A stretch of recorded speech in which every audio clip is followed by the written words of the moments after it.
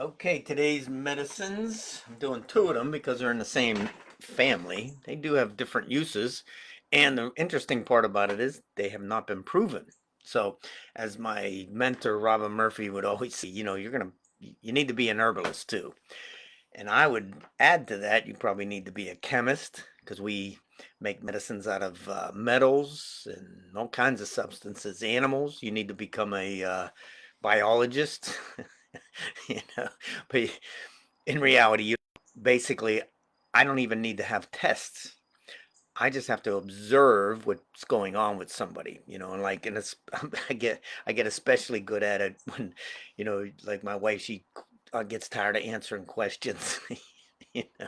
So I more or less have to observe. And with my mother and dad, there's another observation because they're like, "What are you?" My mom always says, "Are you a doctor?" Yeah, Sal, MD, mad doctor. But anyways, I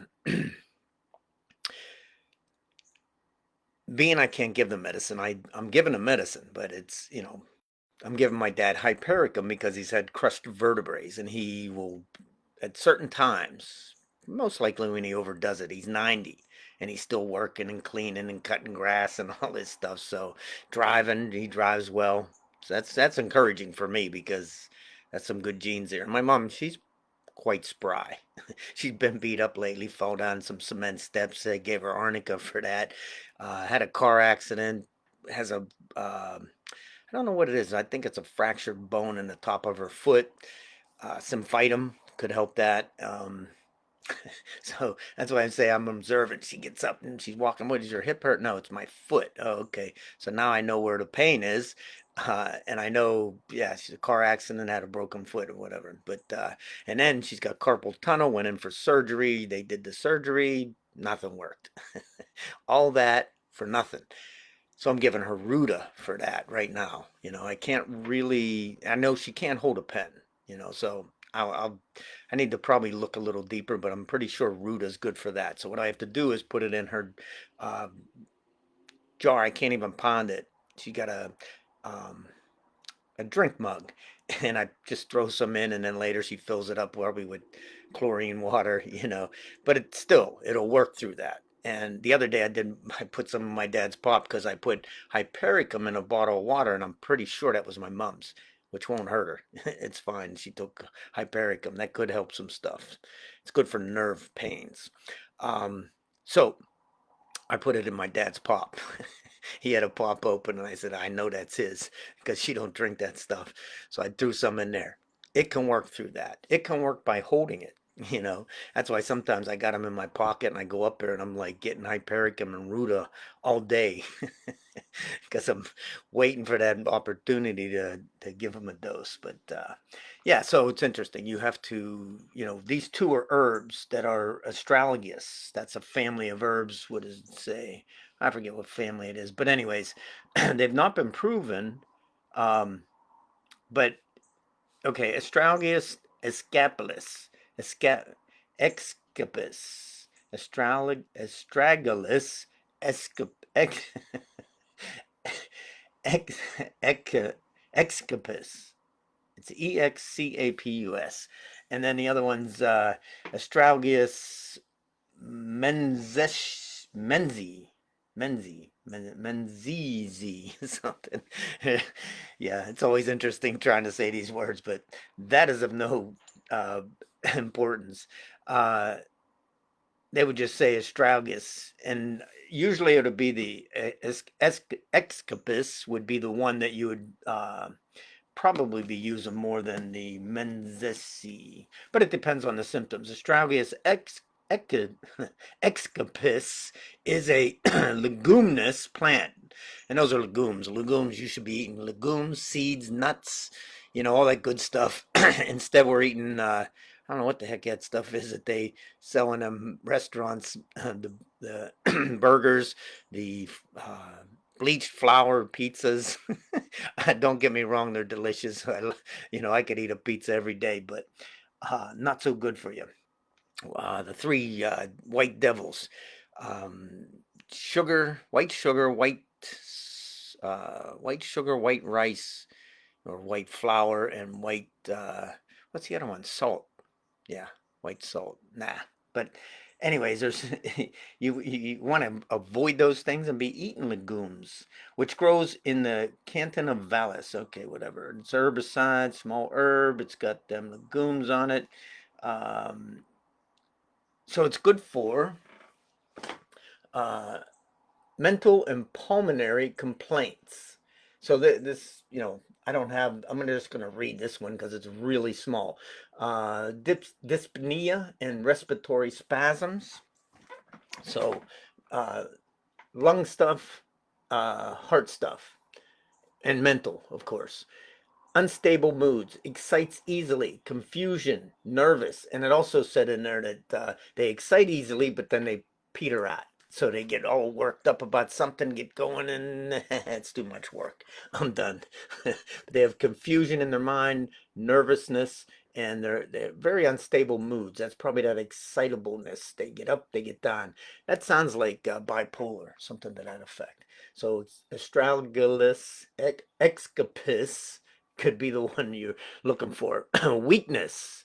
So there's a lot of weakness in the chest. So that's that, where is that? Dyspnea, respiratory spasms, weakness in the chest. This person has anorexia, emaciation. So this could be Excapus, could be one of the remedies for anorexia. There's a few of them, so you'd have to choose. Okay, limbs, sensation of formication on right foot from heel to toe. So the right foot has this like numbness, like little bugs. That's what formication is. On the right foot from the heel to the toe. Icy cold calf, left calf. Sorry, icy cold left calf. So the left calf's cold, the right foot's tingling, tumors on maxillary bones and jaw. So this is a great bone remedy, for a lot of stuff. Symphytum's another one for knitting bones, which is comfrey. That's why I say you need to become an herbalist. Comfrey is just um, symphytum. I lost my train of thought. Sorry. Tumors on the maxillary bones. That's the bones in the jaw. So this could face any kind of face problems you got, pain and tumors and things like that. Juvenile dystrophy. So that's basically muscular dystrophy. So this could be one. And it said muscular dystrophy and the bones. So those bones and all that's got to be linked to the dystrophy that's going on, and which is just, they start losing muscle control and control of their functioning. Multiple myeloma. So that's cancer of the white blood cells. This is very interesting. Who would have thought this medicine that isn't proven well? Just think if we would sit down and do a blind study with thousands of people and have them take that until they got the symptoms and write it all down. You'd fill in this board, I bet. That's okay. Then Raynaud's disease, which is numb cold parts. So that's that formication like that they become numb. The parts become numb and very cold. And arteritis, which is inflamed arteries. Very interesting. This medicine that doesn't have a lot of information on it. Has these few things that are quite in depth. All right, difficulty breathing. There's that breathing stuff again. Choking sensation, asthma. Good for asthma. Boy, I wish we would have a blind study of this one. Emphysema. Boy, a lot of lung stuff there. Slow, difficult respiration and small, thick plugs of sputum. So those thick plugs sounds like calibic. That's another remedy that would be under that heading in the repertory. Permanent head cold with watery, abundant flow. So they never get rid of this sinus stuff. And I don't doubt, yeah, sinusitis. Sometimes burning and excoriating. So that sounds like allium cepa with the burning and excoriating mucus. Burning in esophagus, empty feeling with debility. So this person always has debility, their weakness, great weakness of the chest, weakness of the body. You can see with the dystrophy, there's a weakness there. Crisis of gastric tabes. Tabes is wasting away. So they're basically not eating right, and like anorexic, and they're emaciating, and they're just wasting away. Hiatal hernia. So this hiatus hernia is the stomach coming up into the diaphragm muscle. Now, other hernia, my wife's was pushing out of the side of her abdomen, like a little bump and a little pimple or something, and yeah, lycopodium took care of that. But like I say, the one guy, he's like, "Oh, lycopodium for hernia." Well, that's only because my wife's was right-sided. Each person's different. Hiatal hernia would be Astragalus escapus. Ex, yeah, Excapus.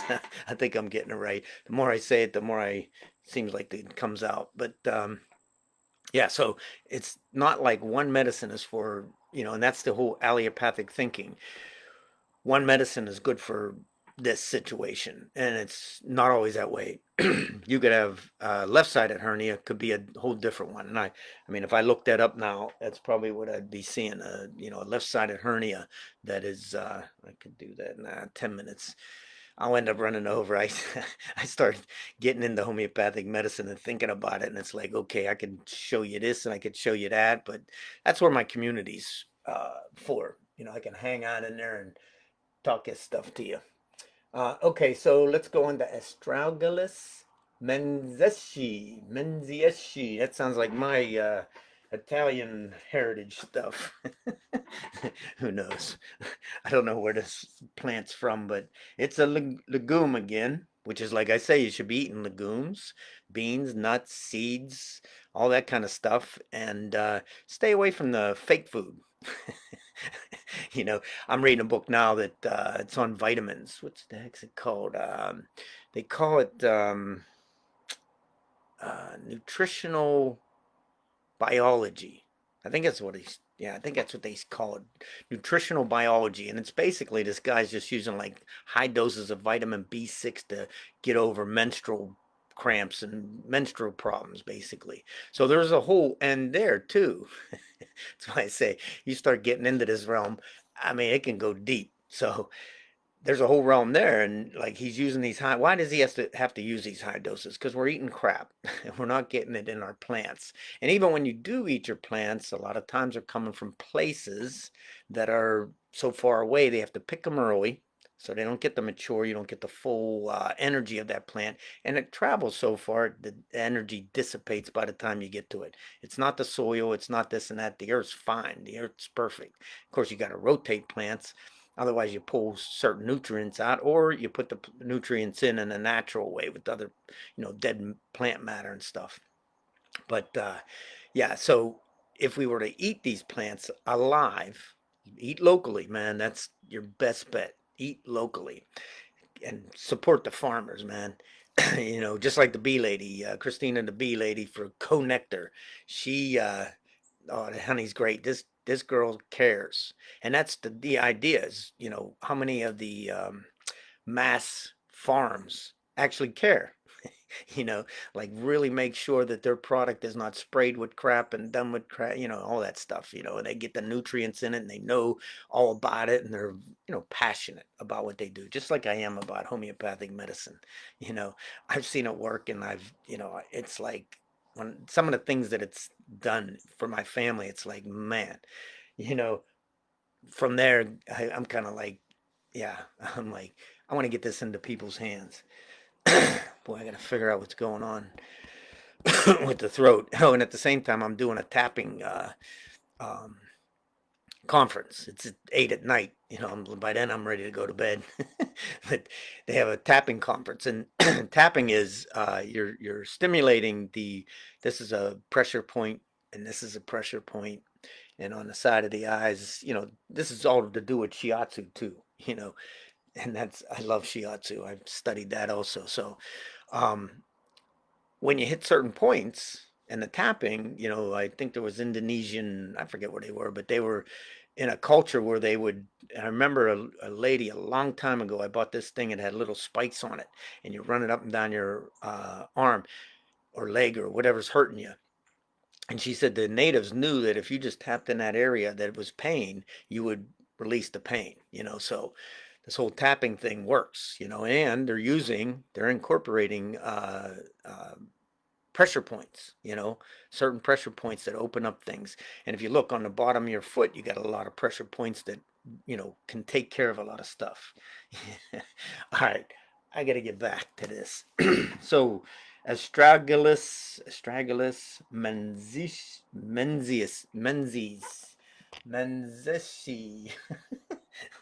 I don't know. Oh, it's not an H. There's no H in there. It's two I's.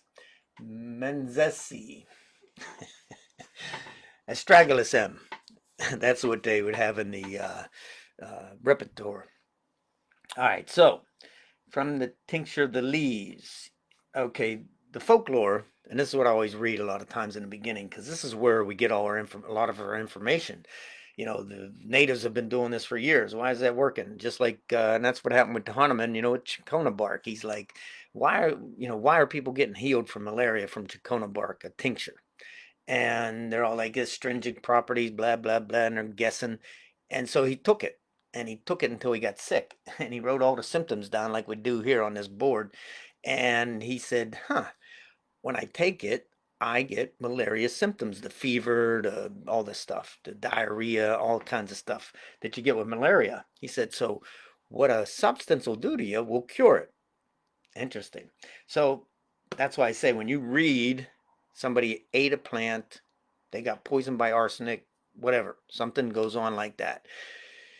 You get their symptoms, and if you make that substance, especially if it's you can take these plants in a tincture form. They're fine. They're actually good. I looked them up on the internet, and they're good for food. Good for I forget. Good for some of the things that it creates. What is it? Emaciation, these things like that. So, anyways, uh, he took that stuff and he got the malaria symptoms. Now we know that somebody, as I'm going to read, they eat astragalus, M, menzieshii. That's what it looks like, menzieshii. And if they took it, we know whatever symptoms they get can be cured no matter what the disease is. That's a great thing about this. I don't have to have tests and I don't have to know what's going on with you. I don't have to know the disease. I do have to know what happened when this started. What happened? Did something happen? Like my kid, he got scratched by a cat and I'm going for a flu. I wasn't hitting it right.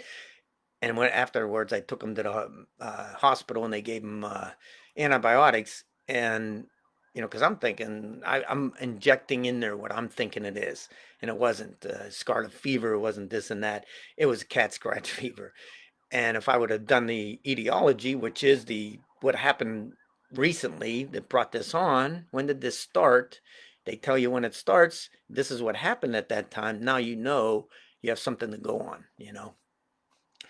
So from eating some of the green leaves of astragalus, they even Astra M they put, which is Astragalus menzieshii. I just got used to saying it. J. Selfridge, this is the guy that did it, experienced the following: burning in his pharynx, esophagus, and stomach. So he got burning all the way down. Fullness. So if anybody has a cold, heartburn, a thing like that, you might want to think of Astragalus menzieshii. Hey, I did it good that time. Stomach fullness, right temple. I'll mess it up again because these are hard words to say for me, for everybody mostly. Well, unless the person's in that country. Temple and right jaw. So fullness in the temple and right jaw. So they got this headache type of pain in their temple and right jaw, the right jaw. Slight nausea with shivering and chilliness. So this sounds like a fever and a nausea going on. Dizziness, vertigo, which would be vertigo, and fullness of the head. So the head's real full. He's got this burning in his throat. His right temple and jaw is aching him. And a slight nausea and shivers and chills, almost like a fever. Astragalus menzieshii has weakness and sense of emptiness in stomach. Eating relieves empty sensation. So a big keynote for this would be empty sensation in the stomach. They just have this full sensation that nothing's in there.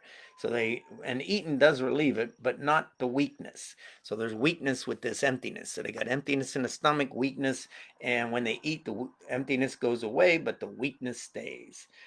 So there's a lot of well, no sense in weakness is basically all it is. Pressive pains in both temples, slight pain in left maxilla, which is the jaw um, pain, aching in right maxilla. Oh, he did left maxilla and right maxilla, looks like.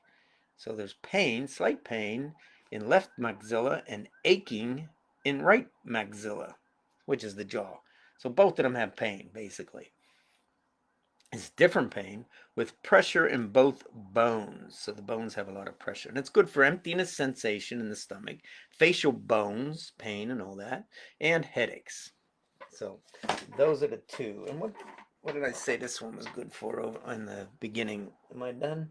No, I got time. Okay. So what I said this was good for the es, excapus. Excapus. That sounds about right. What I said. Let's see. It is good for migraines. There's headache again. That's probably the astragalus part. Neuritis, nerve pain, syphilis, and tabes. Tabes, what the heck was tabes again? Tabes is wasting away. Okay, so both of them have the emaciation and the wasting away and the migraines and the neuritis, nerve pain, So, and astragalus has a little more to it than Astragalus excapus has a little more to it than Astragalus. Astragalus is what it should be. Menzieshii. You got to be able to laugh at yourself. So I want to go with Excapus has more to it. So I wanted to. This will help you with learning differentiations between medicines. Argent metallicum. Which one is that one? Forget what argent. Let's see. LMNOPQRS. We gotta go here. And I must have just did this one. Argent metallicum. Come on. Where's the G? Where's the G? Sorry. So this is what you do. You go back. Argent metallicum. You probably have these these couple medicines. So if you're going under limb or something, say they got no headache pain.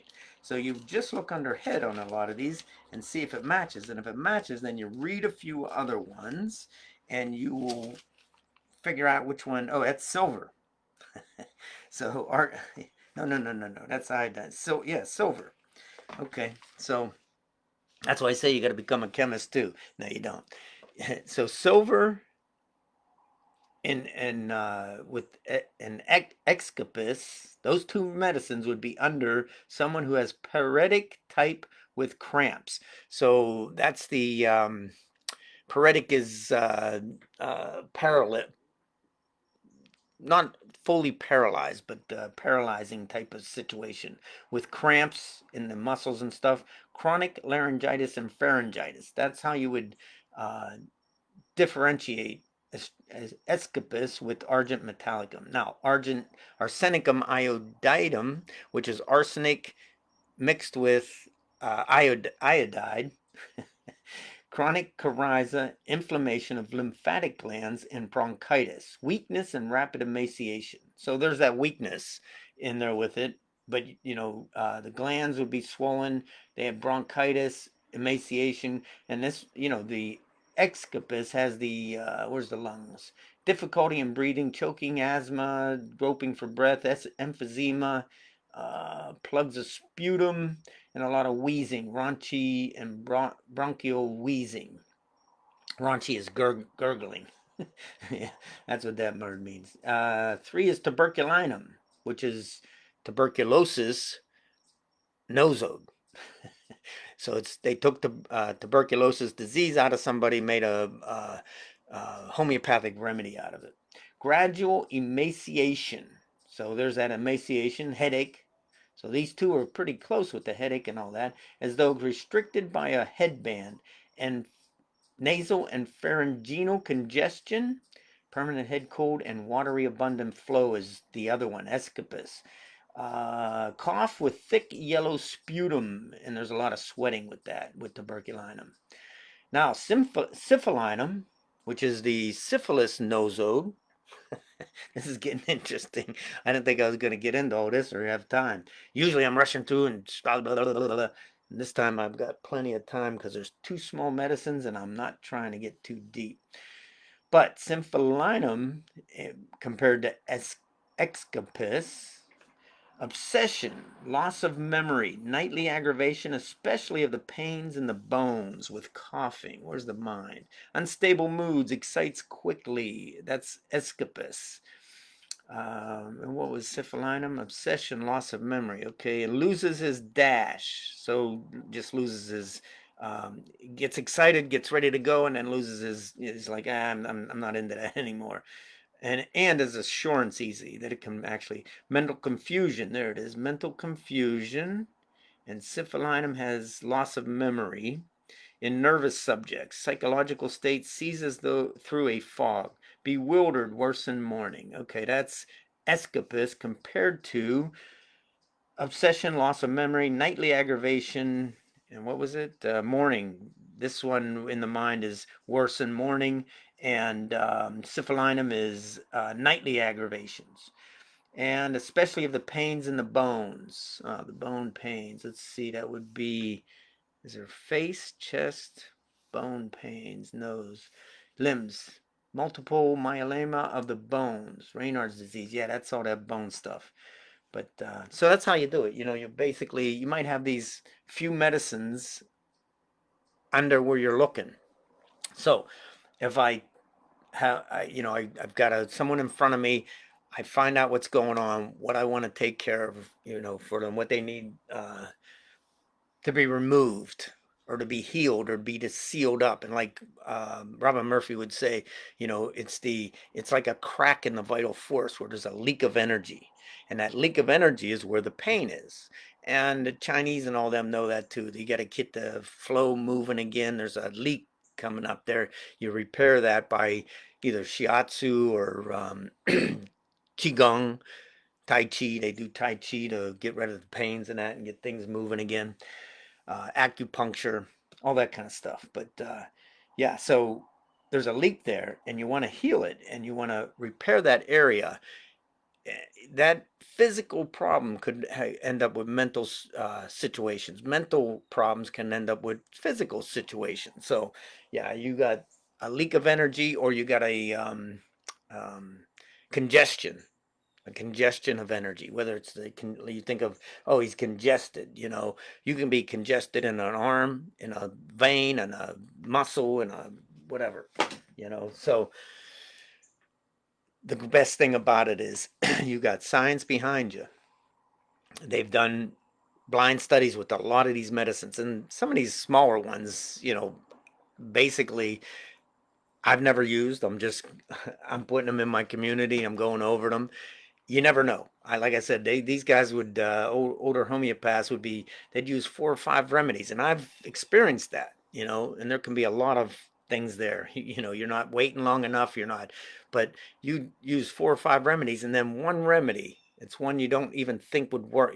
It's a small remedy, and it works.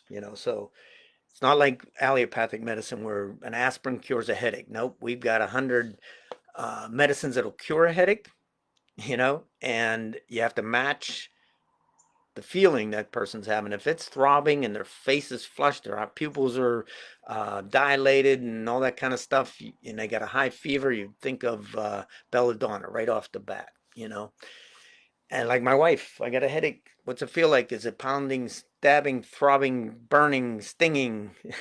You throw out as many of those things as you can to kind of like, so they can't, they have to really think about it. And she said, burning. Okay, I just got home from work here. Take some arsenic. And gave her arsenicum. Went up and took a shower. Whoops. And come down, and she's on the phone like nothing happened. But before that, she was sitting there like, oh man, so yeah, it can be that simple, down to where now she's got this bubble on the bottom of her foot that really gives her a problem. And I have I hit the medicine right? I don't know. I just keep gonna keep on this medicine Ruta for a while because it's a tendon, a ligament, whatever. Same thing with my mother, is it working for carpal tunnel? I don't know, you know. So you just keep going and keep observing. And when you observe, then you say, oh, it's time to change. You will know when something's happening or not happening. And if it's happening, like their sleep gets better. Hey, still in pain, nothing's happening. Yeah, I'm sleeping better, and that's why you got this case, you say, are you sleeping better? Are you going to the bathroom now? Or you can watch like my son gave him aluminum for his spleen, whatever problem. He started going to the bathroom. Next thing I know, he started eating. Next thing I know, his continence looked good. So, all right, that's homeopathic medicine. You can age, but you don't have to get old. Well, these little medicines can be interesting. Oh.